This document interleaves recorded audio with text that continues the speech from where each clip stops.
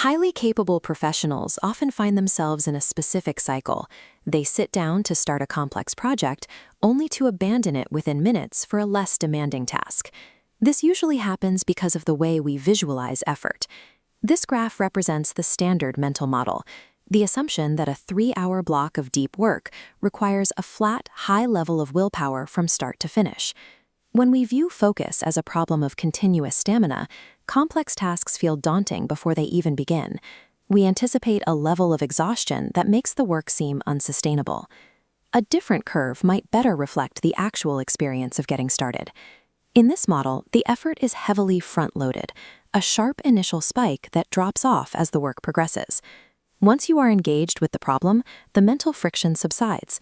Momentum begins to do the heavy lifting that was previously required of your willpower. This suggests that the difficulty of deep work is concentrated at the entry point. The challenge is the door, rather than the room itself. In mechanical terms, a flow state is simply a period where the brain is fully resourced to a single problem, without competing inputs draining its processing power. While the term is often used as a buzzword, it describes a neurological mode where momentum supersedes the need for conscious effort. Because staying in this state is relatively easy, the challenge is localized to the brief transition period required to reach it. This transition window is almost always bounded by the first 10 minutes of an attempt.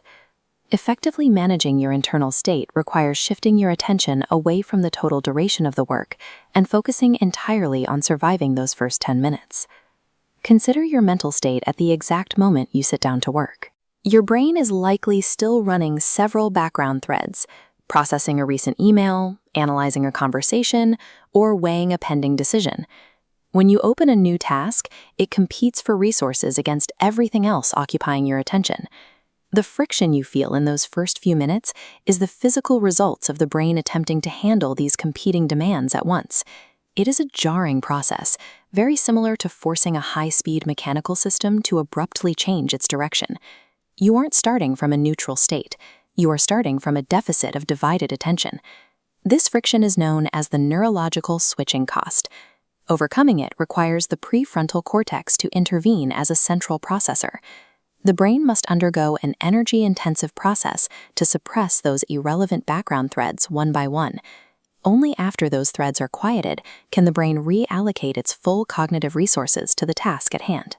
This biological reallocation takes time, typically about 10 minutes to reach a steady state. You experience this biological gear shift as psychological discomfort. That resistance usually peaks just before the transition is finalized. The pain of starting is not a sign of failure or a lack of discipline. It is the literal mechanical friction of the brain changing gears.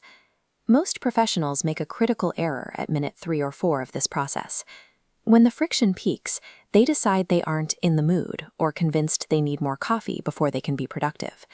Productive people face this same internal resistance. They aren't relying on superior willpower. They have simply learned to expect the initial awkwardness and tolerate it until it passes. Abandoning the task during the first 10 minutes is a misdiagnosis, mistaking normal systemic friction for a personal inability to focus. Because willpower is an inefficient tool for managing this transition, a systemic approach is more reliable.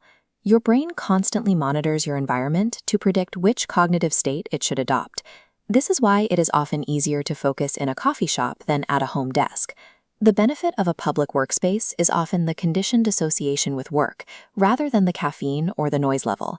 A consistent environment acts as a cue, prompting the brain to start paying the switching cost before you even begin the first task. Consistency in time and location speeds up the gear-shifting process. Your workspace functions as a behavioral protocol, whether you have consciously designed it or not. You can assist the prefrontal cortex by engineering a minimalist entry ritual to handle the transition. Start by closing all competing digital inputs to lower the initial cognitive load.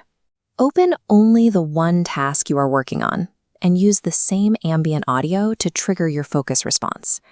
The effectiveness comes from dropping the expectation of a 4-hour work session. Set your goal to simply survive the first 10 minutes. Once you reach that 10-minute mark, the mechanical transition is usually complete, and momentum takes over. This shift in perspective addresses the stamina fallacy by focusing effort where it is actually needed. If you take one thing from this, Next time you sit down to work, commit to only the first 10 minutes. Close everything else, open one task, and just survive the transition.